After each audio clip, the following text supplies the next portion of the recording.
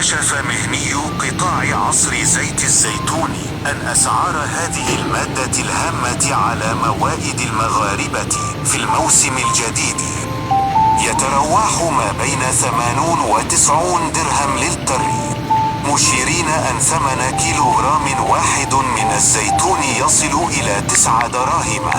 كما وصل سعر زيت الزيتون أقل جودة أو كما يسميها المغاربة الحايلة إلى ما بين 60 درهما إلى 70 درهما. وسجل زيت الزيتون من خلال هذه الأسعار الجديد ارتفاعا قياسيا مقارنة مع الموسم الماضي، والذي كان لا يتعدى في أفضل الحالات 50 درهم للتر الواحدة.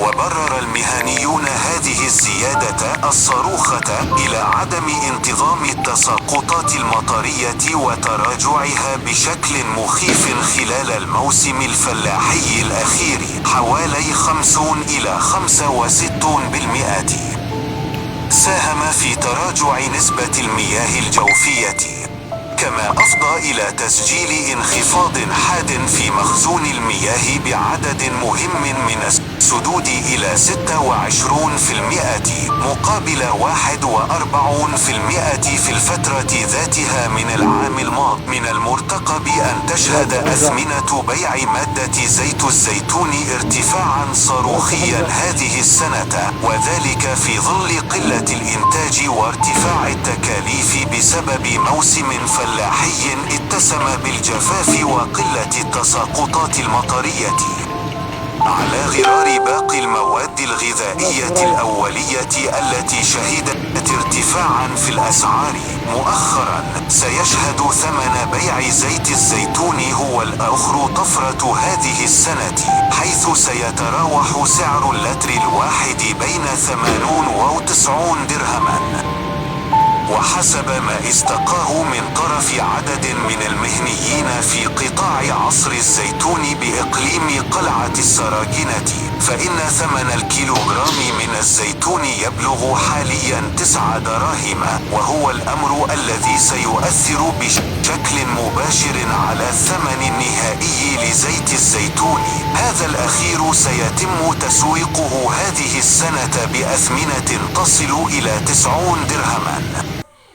وفي هذا الصدد قال عدنان حسن صاحب معصرة للزيتون بقلعة السراجنة في تصريح لام قناة بولعشوش إن أثمنة زيت الزيتون هذه السنة ستقفز إلى مستويات غير مسبوقة، وذلك في ظل قلة الإنتاج بسبب الجفاف، حيث سيصعب على الفئات الهشة ذات الدخل المحدود اقتناء زيت الزيتون بهذه الأثمنة المعروضة، على عكس السنوات الفارطة التي كان تسوق فيها هذه المادة الأساسية في موائد المغاربة بحوالي 60 درهما للتر الواحد. وأضاف المتحدث ذاته نسبة تقارب 65% من أشجار الزيتون المتواجدة في قلعة السراجنة أصابها التلف واحترقت لقلة الماء، مشيرا إلى أن الفلاحين الذين يعتمدون على التساقطات. الزيتون شيء مذهل. النبي الكريم قال: كلوا الزيت فإنه مبارك، واتدموا به وادهنوا به فإنه يخرج من شجرة مباركة.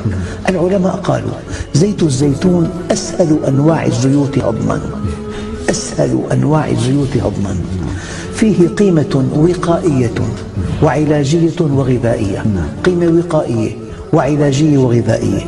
زيت الزيتون يخفض الكوليسترول الضار، يخفض كذلك، نعم، ويرفع الكوليسترول النافع، يخفض الضار ويرفع النافع. نعم. زيت الزيتون مضاد لضغط الدم المرتفع، مضاد لضغط الدم المرتفع، يعني يعالج الضغط بزيت الزيتون. زيت الزيتون مضاد لمرض السكر، يعني في وقاية من مرض السكر. زيت الزيتون في وقاية للشرايين والأوعية.